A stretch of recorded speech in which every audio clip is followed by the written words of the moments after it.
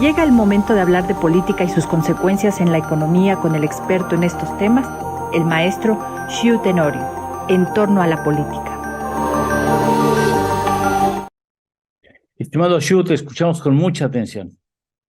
Gracias, Eduardo. Pues lo que estamos viviendo en estos días en el Congreso de la Unión tiene que ver o está altamente relacionado con el entorno preelectoral que estamos viviendo en el país. Estrictamente hablando, las campañas presidenciales que vamos a tener en el 2024 tendrían que ir de febrero a junio del próximo año. Sin embargo, tenemos este ambiente de sucesión adelantada que nos ha hecho pues a todos estar ya inmiscuidos de lleno en la sucesión presidencial.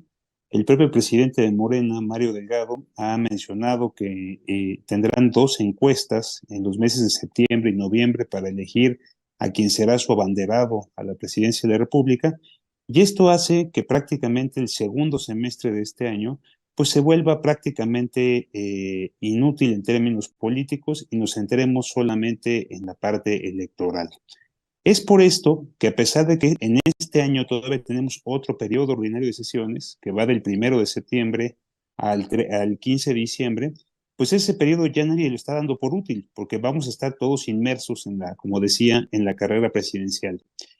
Algunos trabajando para su corcholata favorita, otros para su opción que más le convenza, pero otros muchos van a estar también ya viendo su reelección, van a estar buscando ser candidatos a gobernador, entonces empezará una etapa en la que todo será elecciones y el Congreso, la tribuna, se convertirá en un espacio de deliberación sobre lo que está pasando en el ambiente electoral y más en un ambiente tan opuesto, conflictivo como el que estamos viviendo hoy en nuestro país. Entonces, esa es la razón principal de lo que estamos viviendo hoy en el Congreso. Como ya nadie da por útil lo que va a pasar ni en San Lázaro ni en el Senado, a partir del segundo semestre, pues hay que aprovechar este periodo.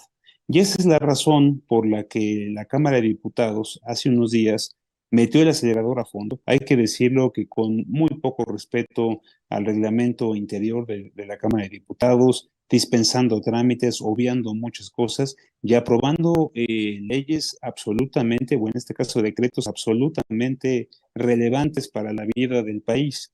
Temas como la desaparición del INSABI y que se vaya al IMSS Bienestar, la consolidación de compras ahora en la Secretaría de Función Pública, temas relacionados con agua y con el tipo de concesiones que se entregan en la industria minera, en fin, asuntos por demás relevantes para la vida nacional que de ninguna manera pues cumplieron los procedimientos establecidos en la propia normatividad del Congreso de la Unión y en específico la Cámara de Diputados. Ahora, la Cámara, pues puede decir que hizo su tarea, aprobó sus dictámenes, cerró el periodo el miércoles pasado y le envió al Senado más de 10 minutos, las 9 que aprobaron en el último momento, más otras que ya se habían aprobado en los días previos, como el reducir la edad para ser diputado o secretario de Estado. Ahora una persona de 25 años podría ser secretario de Estado en nuestro país. Otras minutas relacionadas con otros temas que llegaron, insisto, antes de esta última tanda que aprobaron en el último día, el día martes, miércoles. Entonces, ¿qué es lo que está pasando, Eduardo? Que el Senado tiene hasta el 30 de abril, pero de acuerdo a su calendario de sesiones, quería cerrar el día de ayer ya el periodo ordinario. Esperaban tener, como lo comentamos el miércoles, 3 sesiones, 2 ordinarias, una de clausura para dar cuenta de todos estos asuntos. Sin embargo, la oposición dijo, primero discutimos el INAI. Y recordarás aquí que desde hace varias semanas veníamos hablando de la relevancia de lo que está pasando en el INAI y la parálisis en la que está inmiscuido este instituto. Le faltan 3 comisionados al Instituto Nacional de Acceso a la Información, pero le falta uno para que el Pleno pueda sesionar. Si no se nombra un comisionado para que pueda funcionar el Pleno, podríamos decir que el INAI caería en una parálisis de al menos 6 meses, porque no se ve fácil que puedan convocar un periodo extraordinario en los próximos meses. Entonces, el Congreso regresaría a sesionar, como lo decía, hasta el 1 de septiembre. Entonces, tendríamos abril, mayo, junio, julio, agosto, y probablemente septiembre sin que el INAI pueda operar por falta de un comisionado. Entonces, la oposición que le dijo a Monreal, primero aprobamos al menos un comisionado para que pueda operar el INAI y luego discutimos y debatimos sobre todas las reformas que les interesan. A lo cual Ricardo Monreal accedió y propuso una terna de candidatos para ocupar este cargo de comisionado. Hubo consenso en uno, hay que recordar que se requieren 2/3 del Pleno del Senado para la elección del comisionado. Sin embargo, a la hora de votar, ¿quiénes crees que votaron en contra de la propuesta? Sí, pues Los propios legisladores de Morena, es los decir, los morenos. propios coordinados por Monreal, y con eso, Y, con eso evitaron que se lograra la mayoría calificada.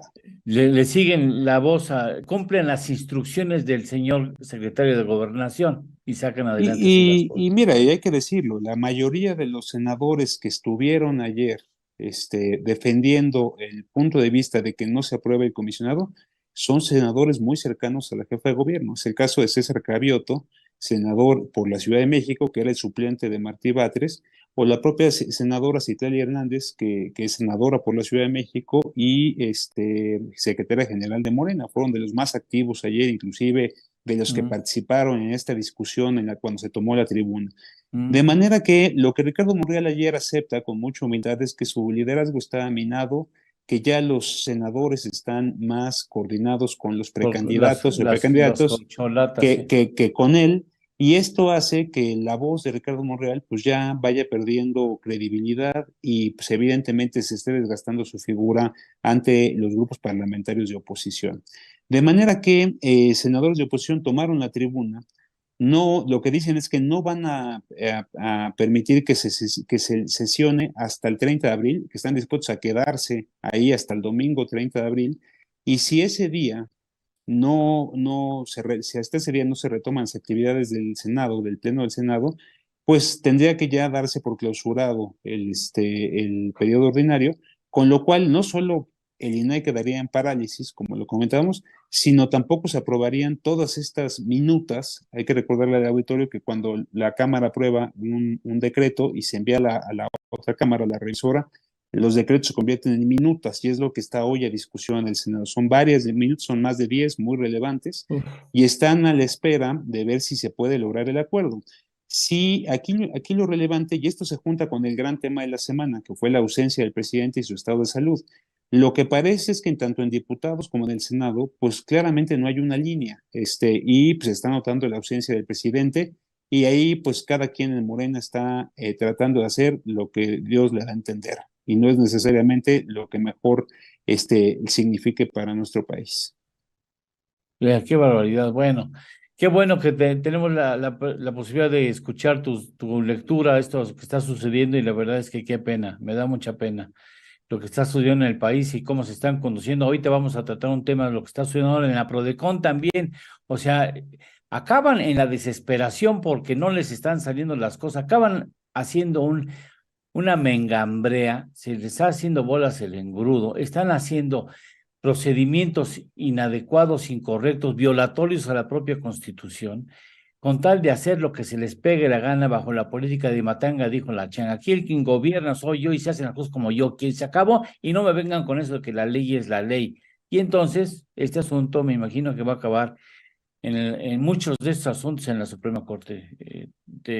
Yo solamente diría, estimado Eduardo, que somos una república con división de poderes y hoy tanto el legislativo, en el caso del Senado, como en su caso el Poder Judicial con la Suprema Corte, están haciendo valer esta división de poderes. Es saludable que exista y esperemos saber qué sucede en las próximas horas, porque pues claramente de aquí al domingo Claro. estará muy interesante el tema. El próximo lunes nos escuchamos. Muchas gracias, Con Shu. todo gusto, que tengan buen fin Muchas de gracias. semana. Un abrazo. Muchas gracias. Gracias Gracias. a